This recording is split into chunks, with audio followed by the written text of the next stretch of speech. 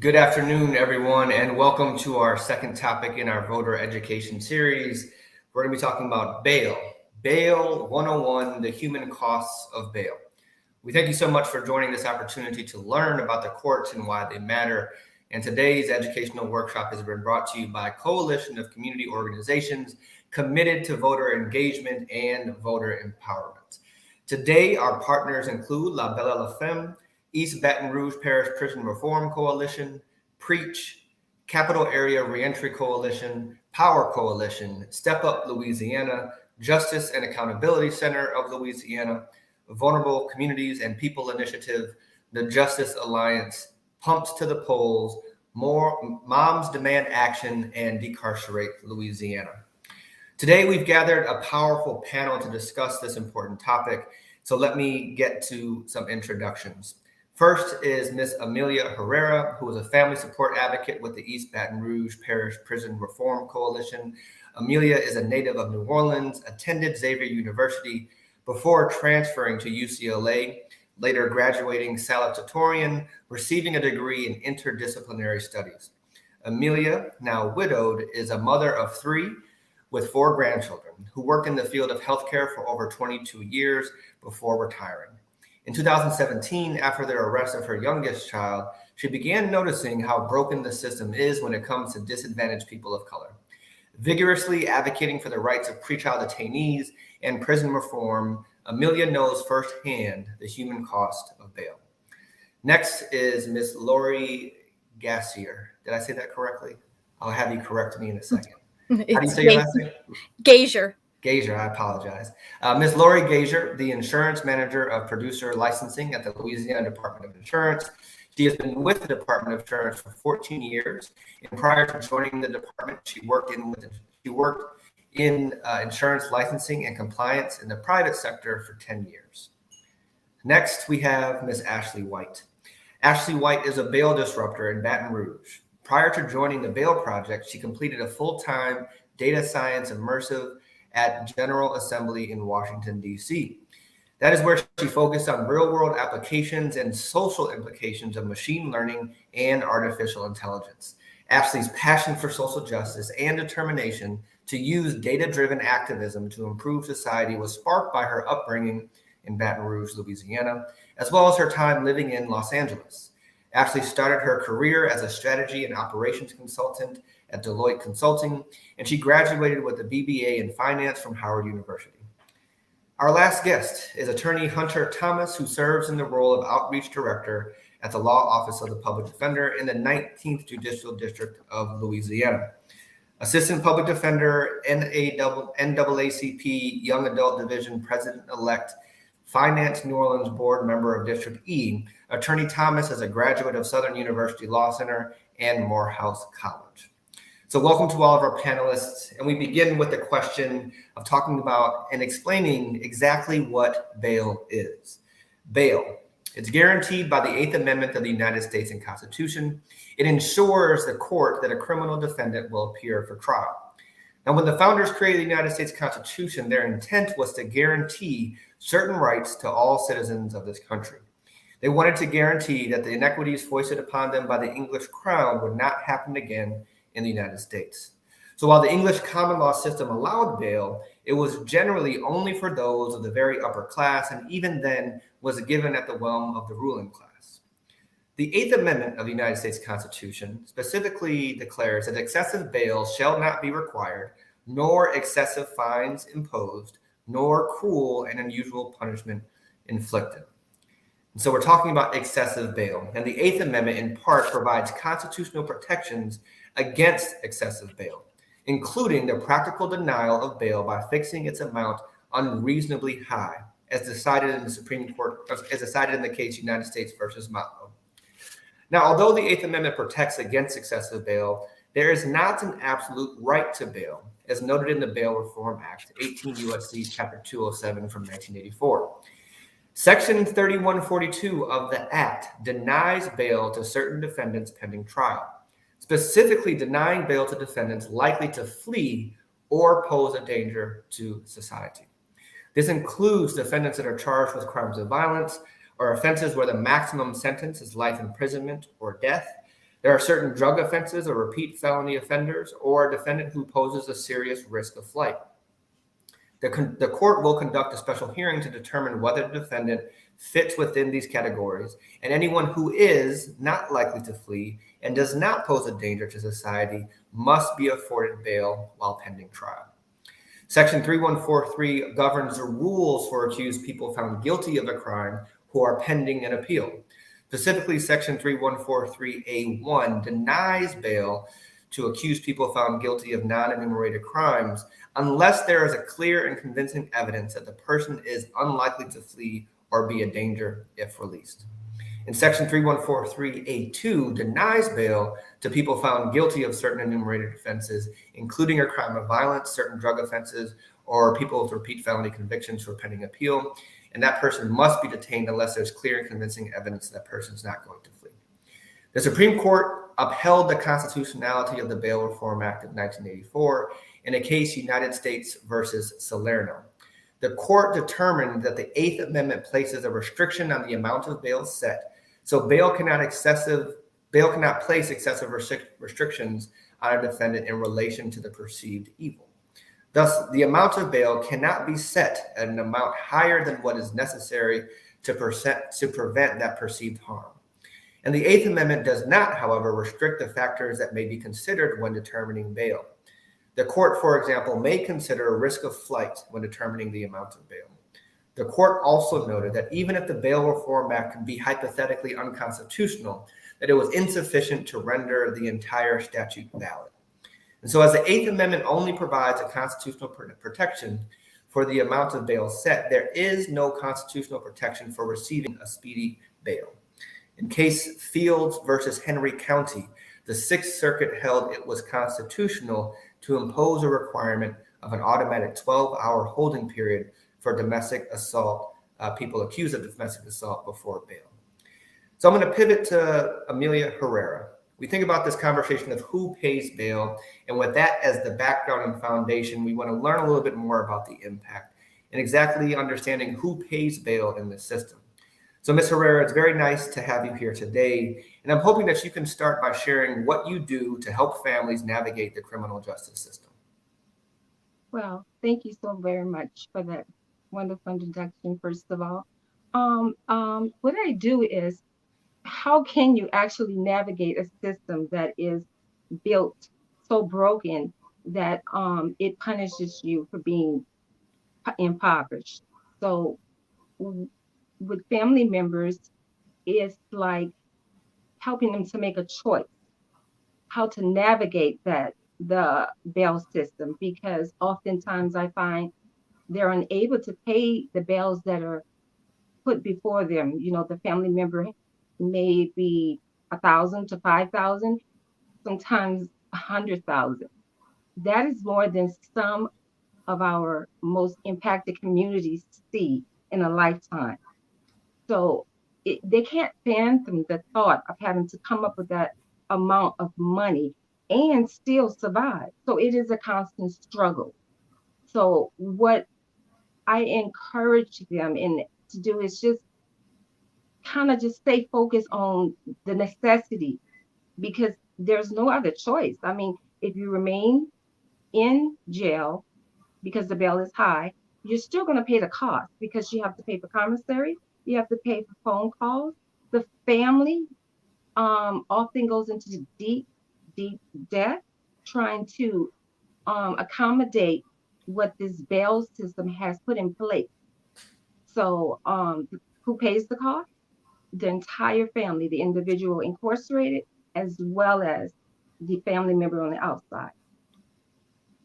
Thanks, Ms. Herrera. You named a couple of things. You talked about commissary, and also thinking about the amount of money people have to pay to be able to have conversations. Usually it's a program called Securus. And then paying bail. There are all these costs that people will experience when they're trying to navigate and support their loved one, that is not actually just the bail amount, that there actually can be additional fees on top of trying to pay a particular bail for their loved one as they're in this period of pretrial detention. I was wondering if you could just add a little bit more detail in terms of what happens when a family member tries to navigate the bail system on behalf of an incarcerated loved one, and kind of what that process looks like and what happens during that process. Well, um, I'm going to speak from a mother's point of view. When when we think about that, the bail and how we approach it, we try to pull on our resources because just considering one income and having to pay court fees, attorney fees, and to make sure you have a line of communication with your loved one that is being detained.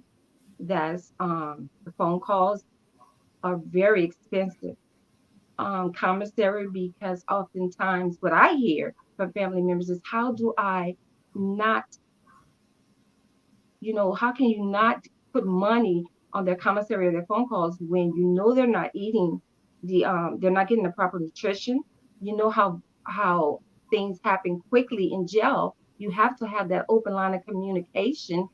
So you have to make this amount of money stretch to an unbelievable amount. I mean, it's just impossible to navigate.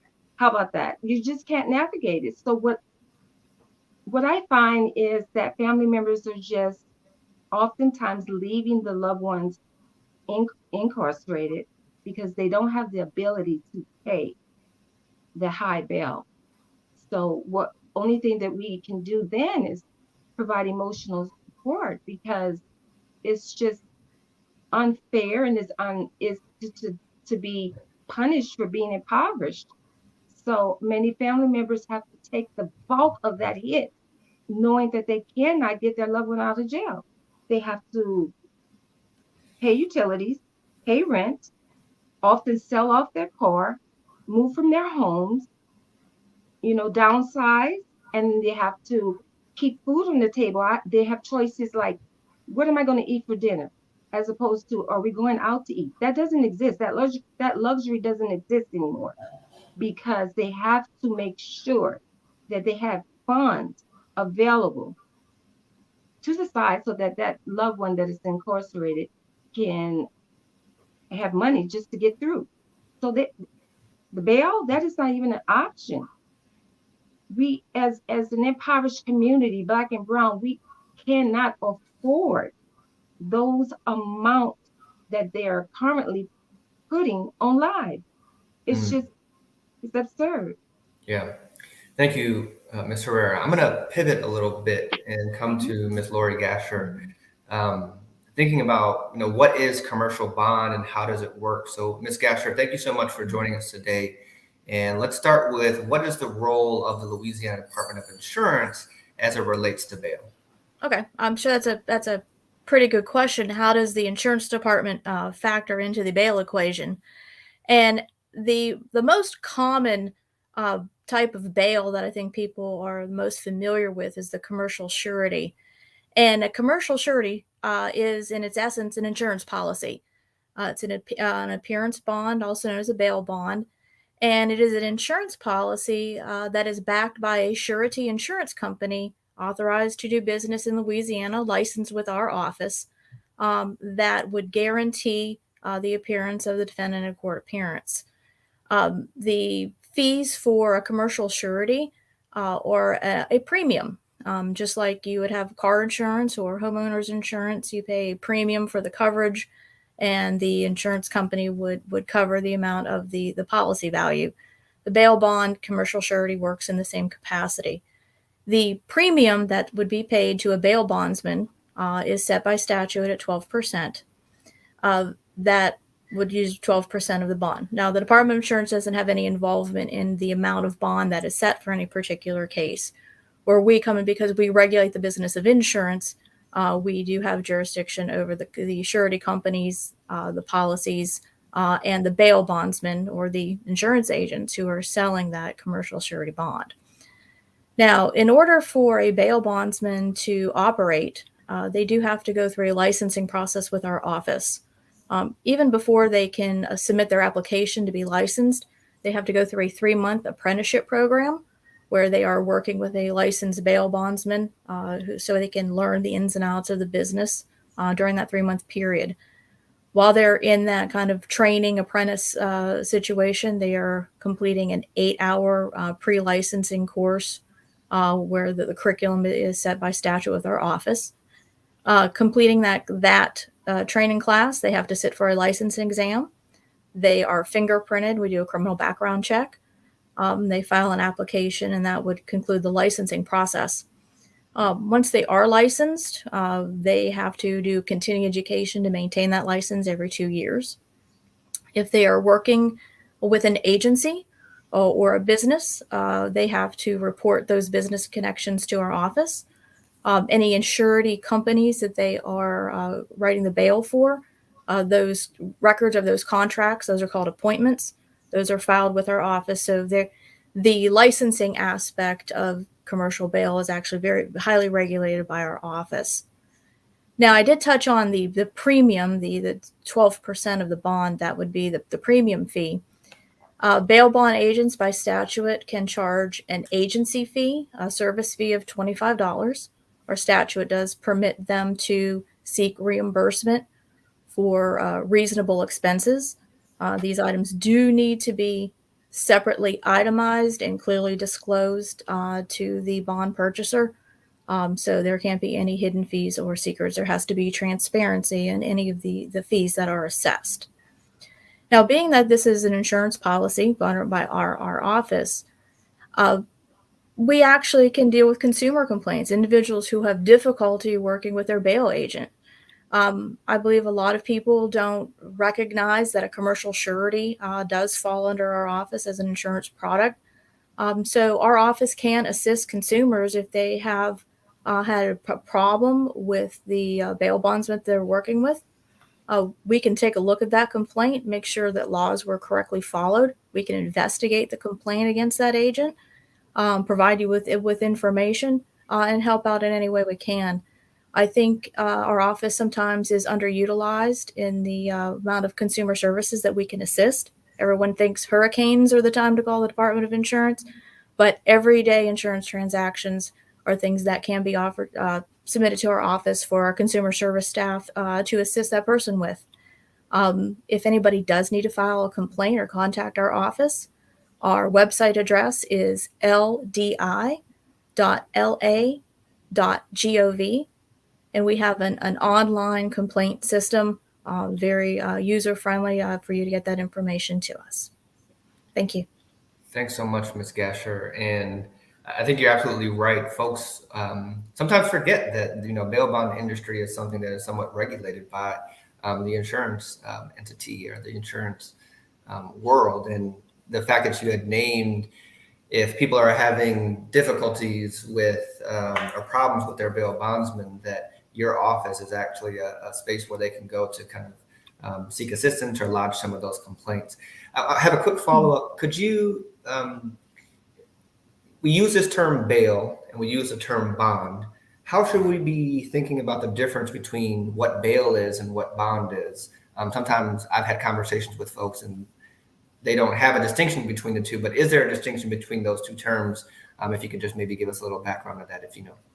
Sure, and I think it's kind of a technical thing because there's actually multiple types of bail.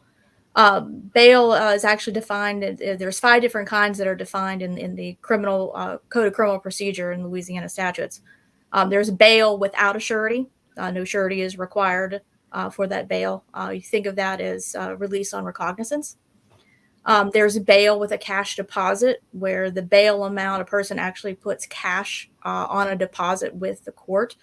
And when the appearances are all satisfied, that cash deposit gets returned back to the person who posted it.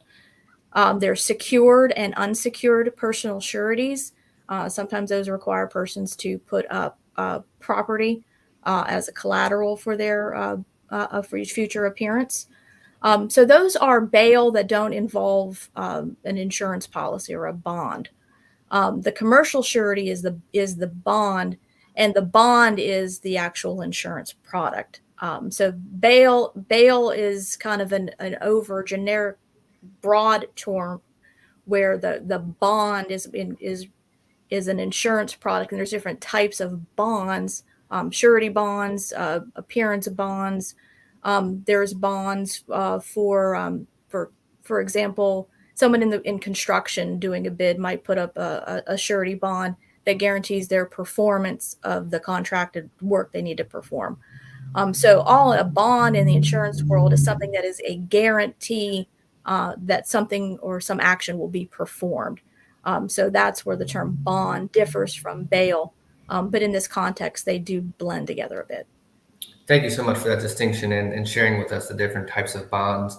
I had some other questions for you, but you've actually kind of answered them in your response. So thank you for that. Right now, I'm actually going to pivot to Ashley White and thinking about the role of community bond funds. So Ms. White, thank you so much for being here. And we want to go from commercial bonds to a different source of making bond and discussing, the establishment of community bond funds as we've seen around the country.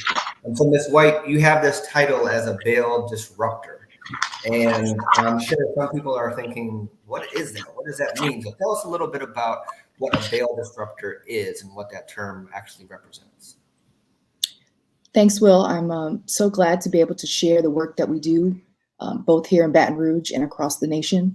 So a bail disruptor it's whatever we want to make it in terms of a community activist, someone who is creating alternatives for those that are currently incarcerated, someone that is proving that the current model of using cash bail as a way to commercialize poverty and as a way to further incriminate those that are forced to sit in jail just because they can't afford their cash bail. So what my job is to identify and support our clients as we pay their cash bail, and we support them with a community release with support model. We connect them to social services. We reach out to family members. We provide rides. We provide reminders for court. We support families in the most vulnerable times. I personally, assisted my clients at the hospital, before hurricanes, at court appearances, whatever support that we can provide to someone to ensure that they can make their court date and basically prove that the notion that you have to pay money in order to reappear for court is not true. And through that, we help to battle and combat mass incarceration, because we know that pretrial detention is the greatest factor in terms of jail growth and jail population growth. So we're trying to take it all down and provide proof positive that this current system doesn't need to exist. Ms. White, it sounds like you're challenging the role money should or should not play in this conversation of whether or not somebody should be detained pre-trial. So thanks for giving us that background about what a bail disruptor can look like. And I want to follow up with kind of a trifecta type of a question. First, I'm wondering if you could share how people qualify for the assistance of a bail disruptor or the bail project, and who's a typical client, and how often do you find that you actually have to turn people down, and what's some of the reasons why you might have to turn people away? Yes, so we have a model in which we work with the Office of the Public Defender here in Baton Rouge, other community partners, even with the jail, to identify those that are currently detained with a bond that we may be able to assist with. So we do have a financial consideration in terms of the bail amount. It's usually $5,000 or less in terms of our initial screening and identifying of potential clients. But what I do really appreciate about our role as advocates is we understand that a bail may be set based on a judge's mood or whatever other considerations that may be going on that may not be based in a judicial decision.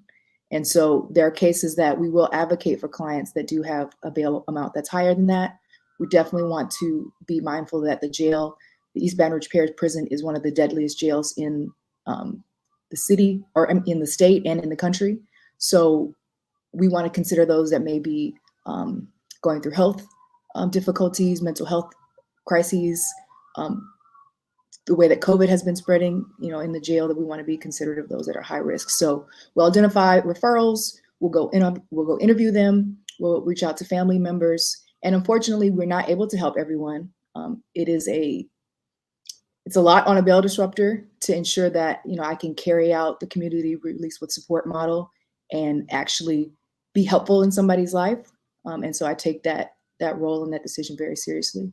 And so we do try to help as many people as we can. We've bailed out over 300 people since I've started as a bail disruptor, and we have an 83% court appearance return rate. So that's proving that this model works for a lot of people, but there may be those that have extensive needs that we can't address. Thank you so much. I want to pivot to Attorney Hunter Thomas, to kind of round out our conversation. Attorney Thomas, thank you for joining us today. The public defender is actually the largest criminal defense firm in the parish. Is that right? And can you talk to us a little bit about the role of the public defender in the bail setting process?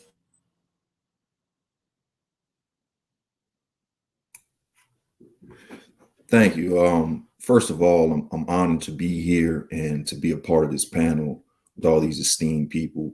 I would like to, before I even answer that, just kind of amen or attest to what Ms. White does. We benefit from that on a daily basis. I personally refer people to Ms. White in the Bail Project, and they have been a wonderful resource for the Public Defender's Office. So I commend them in all their work that they do. And I am a living witness to what they do and how they help underappreciated communities receive the bail and the bond necessary to get out. Now, as far as Public Defender's Office being the largest, I'm not sure. I guess that depends on the number of attorneys that one firm may have. And I haven't really had a rundown of everybody within the jurisdiction. But our role basically is to represent these people from beginning to end, especially the indigent people. We're pretty much reserved for indigent clients, and we try to serve that population as well as we can. Bond obviously is a huge issue when it comes to our representation, because many a times it affects the decision making of these clients that we have. As anybody can assume, it would affect you, the conditions that you're in when making major decisions about your life. And in my experience, it has been very weaponized. So I'm not sure if I hit all aspects of your question, but I tried. No, you did, and thank you. And I do have a couple of kind of follow-up questions. We think about the role. I wonder if you could talk a little bit about the role of bail in ensuring due process for your clients, and how difficult is it to mount an effective defense for an individual who is incarcerated pre-trial? Honestly, it's extremely difficult. I think the arguments that we make many times are sound, but I find that in my experience, sometimes these judges already have their minds made up. The considerations that you would think would be valid and things that should be considered sometimes are overlooked just because they already have come to determinations about the outcome of a bail or a motion to lower a bond or a bail. So it affects due process in the way that I mentioned previously. I think it places an undue burden on many of the clients outside of trying to prove your innocence. In many times, although they say that you're innocent until proven guilty, many times these people are getting treated differently, are not being treated in that manner. They're being treated as if they have already been found guilty before we've even come to a determination about their criminal, legal, or legal status concerning whatever crime they're being accused of. So it has major implications on due process and proper due process for people who are affected by it, by sitting in these conditions and being forced to make decisions within these conditions. I think it affects the process in a negative manner based on all of these considerations.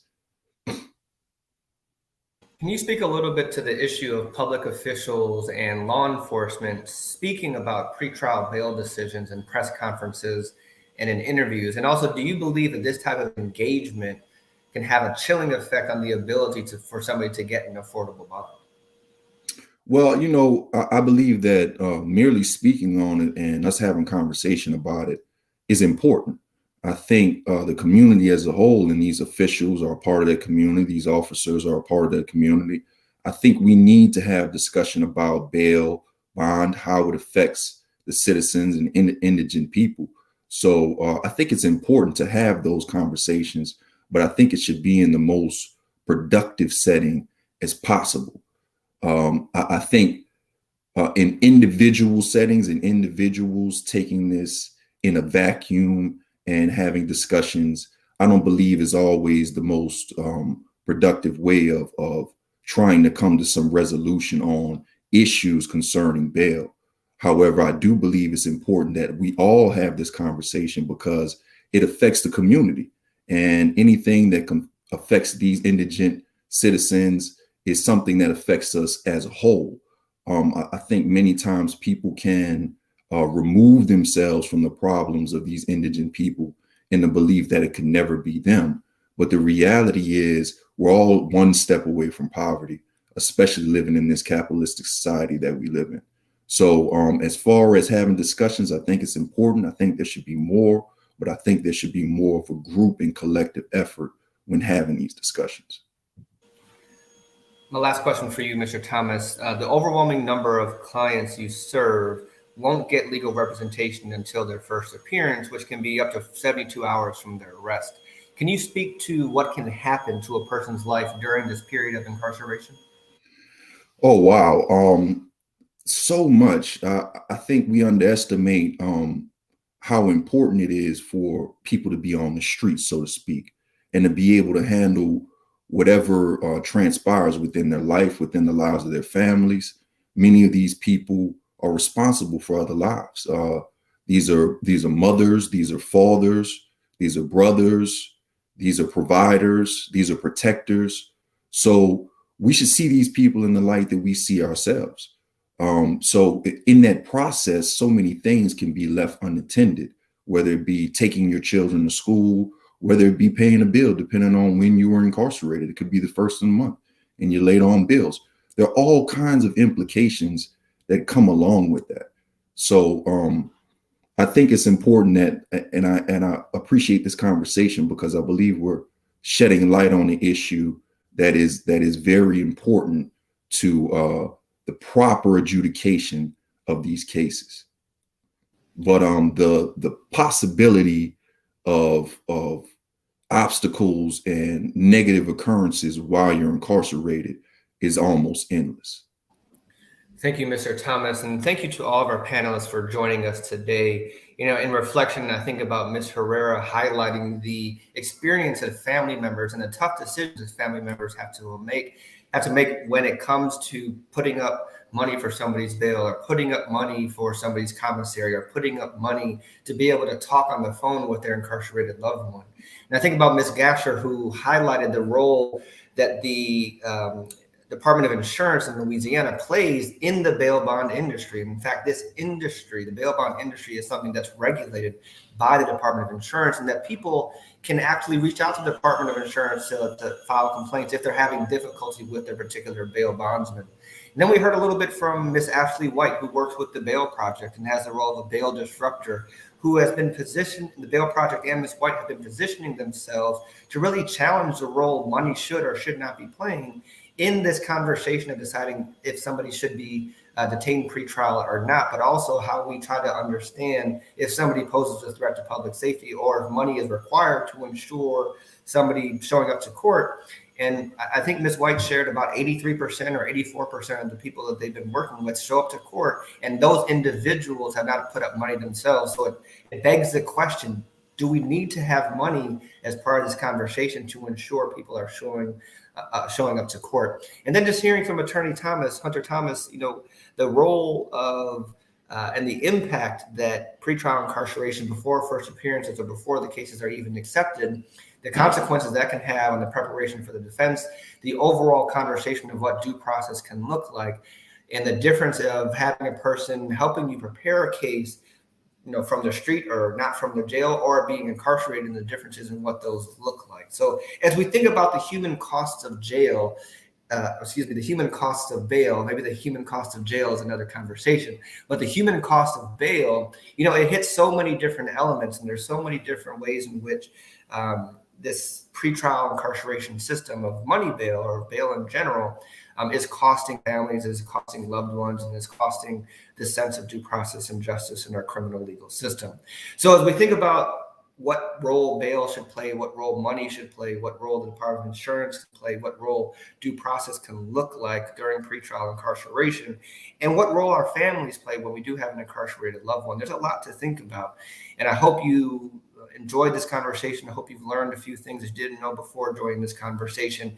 And you think a little bit more about the human costs of bail as we have conversations of what role bail should play in our pretrial detention conversations. Thank you for joining us. Have a safe holiday season, and we'll see you next time as part of this education series. And we're going to have a couple additional pieces of information that I think we're going to share with you before we sign off.